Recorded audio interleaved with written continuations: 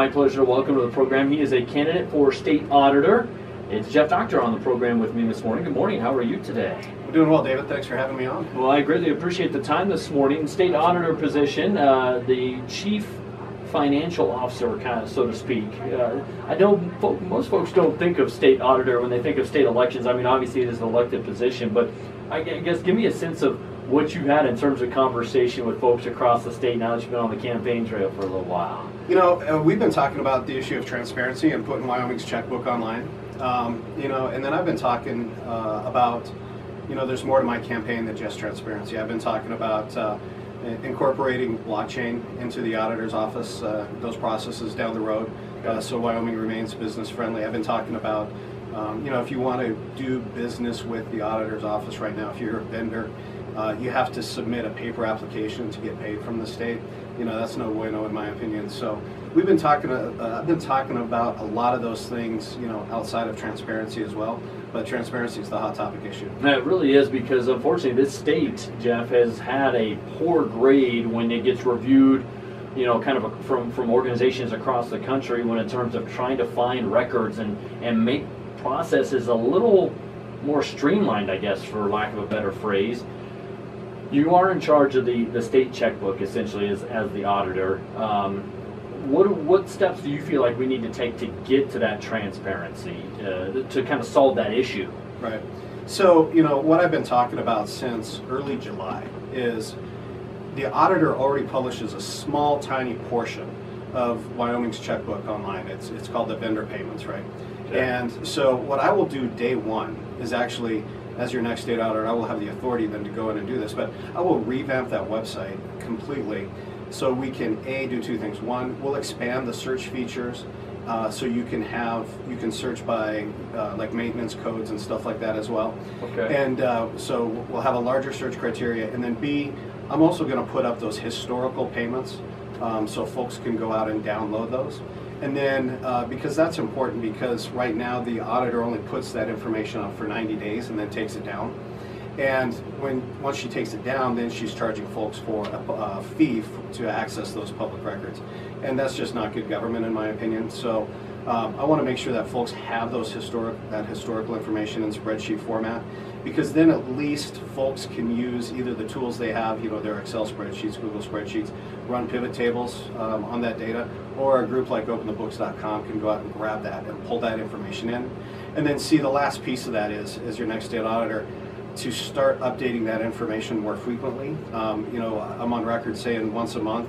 If we can get it up there weekly, that's preferable, so we can get as close to real-time data at low cost to no cost to Wyoming taxpayers on day one and in that first month. Let me ask you this. Are you surprised that this hasn't been done in the past? And the reason I bring that up is given we don't have quite maybe the transaction load that other larger states, and I'm talking about larger in terms of a population base, have. Are you surprised that this hasn't been done in the past? Well, yes, I am, quite honestly. I know it's something that Auditor Cloud has looked at, but bottom line is the technical resources are there. To me, it's a question of willing and able. The auditor's office is able to do it because they already do it in a small format. Why aren't they willing to do it? Okay. Cost. I've heard that as an issue of need to update and have more funding from the legislature. Is that true? I mean, and what do you kind of associate with cost of trying to accomplish to put everything online? For me, the reason why I'm talking about day one and doing it this way, low cost, no cost, is because then the state of Wyoming doesn't have to purchase a software application or a software tool like OpenGov to make that happen. Openthebooks.com will take that information, upload it into their system, and then it's available to Wyoming citizens. Now, they do charge a small fee, but that's, that would be borne by the taxpayer, not necessarily the state of Wyoming. Okay, gotcha. We're talking with Jeff Dockter, running for state auditor here in 2018. The election just over a week away. We're 8 days away from next Tuesday, General 6th, but November 6th, but when it comes to the general election, excuse me, Freudian slip there, November 6th is the general election date. But when it comes to that, absentee balloting is already open. You can go vote early and things like that. But if you want to wait and make your choice on election day, polls will be open next Tuesday from 7 a.m. to 7 p.m. So transparency is a big issue, but also efficiency and supporting communities. Let's start with the efficiency topic, where it sounds like you want to make things a little bit easier for people to do just business transactions, period, with the state in your office. Exactly. You know, so I'm a public administrator. I have my master's in public administration. I earned that through the University of Wyoming in 2008. I'm a certified project manager through the Project Management Institute. And part of the reason why I jumped into the auditor's race is because I view the auditor's office as actually a technical office, right? 66% of the funding for the auditor's office goes to maintaining the state's accounting and payroll system. So when it comes to efficiency, you know, I think there's a lot we can do to move Wyoming forward at little to no cost. Okay. What about supporting communities in terms of? That's the other piece to it. That is kind of one of your big three topics. So what are you talking about with that? Well, so supporting communities, there's actually, I'm talking two fronts. When we talk on the transparency front, I think it's important for citizens to have that financial information, for businesses to have that financial information, so they know where where the state of Wyoming is spending money in their community. When you have an informed community, when you have an informed citizenry, you know, then they can have the conversations they need to have with their legislative representatives about how money is being spent and economic development.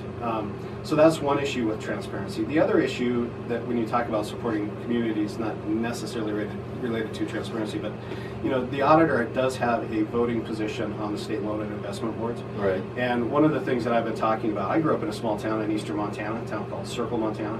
And I know firsthand, growing up in that small town, how hard it is for small communities to undertake major infrastructure projects, you know, to upgrade water, sewer, those type of things. And so one of the things that I'm letting folks know is that as a voting member on that slip, I will vote yes on projects that help modernize our aging infrastructure in communities. We're talking with Jeff Dockter again this morning, running for state auditor.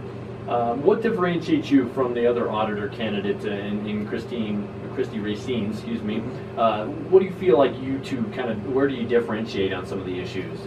Are there some clear-cut things, or are you pretty similar here? Well, no, there's some clear-cut issues. In fact, I just issued a press release yesterday talking about some of those differences. The biggest difference is day one readiness. I have a day one action plan to go in to put Wyoming's checkbook online. You've heard me talk about making the auditor's office more business friendly, making sure that as emerging technologies come into Wyoming, like blockchain, that the state of Wyoming is ready for that. So I feel like I'm day one ready. I know I'm day one ready. My opponent is teaming up with Wyoming's gubernatorial candidate, and their transparency plan is to actually form a work group of handpicked GOP residents and a state representative and a state senator to study the issue of putting Wyoming's checkbook online and to address the issue of transparency. That work group isn't even slated to kick off till after the election. Right. So I'm encouraging voters just to think about that in itself. But then they have formed a work group to study the issue of transparency with no legal authority and no legal mandate. And my question is, how are they even going to view those records, right? Because the only public records that are available are the ones that Auditor Cloud provides currently in a limited format. But if you're going to make recommendations on how transparency should look into Wyoming, you're going to need access into the accounting system, and you just can't do that with this type of work group. Gotcha. Again, Jeff Dockter, state auditor candidate, is in studio with me this morning. Obviously, differences between you folks, and sounds like you've got action plans from day one. You talked about the fact that you actually give examples in terms of the fact that you look at counties or a town that have put their books online pretty quickly as examples of kind of getting that transparency out and about. So where do you feel we're at from a financial standpoint? As somebody who would be in charge of the state's checkbook, kind of got to have some checks, balances, I guess, in terms of overseeing what happens, whether it's from a technological standpoint or from the actual, financial standpoint. Where do you see we're at right now here in the state of Wyoming? I think there's a couple of issues. So the first is, I have taught project management out at Laramie County Community College for the Certified Public Manager program. Okay. And so as part of that class, when I have taught, I teach a 2-day section on project management, and I have had students come in from state governments who have wanted to innovate some of their fiscal processes, right? So, okay. Why can't we use a cell phone to take a picture of a receipt and upload that? And these are the type of things that agencies are talking about to kind of streamline processes and move stuff along. That's a key role that I think our next auditor needs to be able to address is to be able to get in and work with state agencies to improve their business processes, because they're the ones who are actually approving the payments, approving the documents that go through the system, right? So that that small garage in Lusk, who just completed a state repair, on a vehicle, so they're not waiting 45 days for that money because they can't float that. Right. And one thing drives out another, and I forgot my second point there. What was the other part of your Well, I was question? just talking about, just kind of where we're at as a state from, you were talking about, using technology to help Yep. from a financial standpoint, where we're at, in terms of, having the money and where it's going. Because as you mentioned, you're going to be on the slip board, and there are other things that you'll be asked to kind of look at from a financial standpoint here in the state. Mm-hmm. So where do you feel we're at, just kind of budget-wise here, and checks and balances in the state? One of the things when we talk about efficiencies, I am supportive of using emerging technologies. I do think the state needs an integrated human resource information system, and a timekeeping system that meets the needs of all the state agencies, right? I think there's efficiencies to be gained there. I do support, some of the aspects of Endow, Okay. for example, of having a project management office that is responsible for making sure that Wyoming is applying for federal grants, so we can make sure that we're getting all of our federal, all of the federal money that is available to us. Mm-hmm. Because when you leave money on the table, how does that benefit Wyoming? Especially when Wyoming taxpayers are paying that money. Yeah, absolutely. You talked about blockchain, and this state has tried to kind of get to the forefront of blockchain to maybe be ready to have that emerging technology. Do you feel we're in a good position, or do we have a ways to go? I think we're in a good position. The 2018 WOW Hackathon, I don't know if you went over to that. I think that was a huge success. I think you saw there was a commitment from a couple businesses to actually open up shop in Wyoming. So I think that says a lot about where we're at with blockchain. And then there's a group up in the northeast corner of stock growers who are using, they have a site called BeefChain.io, and they're using that blockchain technology to help ensure that that Wyoming beef is recognized as ethically raised and free range, so that when it ends up in the grocery store, that's actually a verifiable product. It's that so when those cattle hit the big market, let's say in Right. Chicago, they're not commingled in and you lose that authenticity. So I think there's a lot of good things going on with blockchain right now, and I'm excited to hopefully be a part of continuing that conversation. Gotcha. Do you find that topic a little bit confusing to Wyoming residents? Yes and no. Okay. I mean, some folks are not familiar with it, but simply blockchain is if you have a Bitcoin, right, and you're gonna buy a token, or I'm gonna send you a token, we're gonna exchange a Bitcoin. It's the technology that makes that secure and unhackable. So that's how I explain it to folks, and most people don't. They get that concept. Yeah. All right. Anything else before I let you go this morning here that you want to get out to voters in terms of a message for next Tuesday? The most important thing is to actually get out and vote, especially for the younger generation. If you don't get out and vote, there's baby boomers, there's Generation Xers like myself who are going to be making decisions, for millennials. So I want to encourage millennials to get out to vote. And then, I just want to stress, when people go to the ballot, there hasn't been a Democratic state auditor in 72 years. Oh, wow. And so, we're working on making a little history here.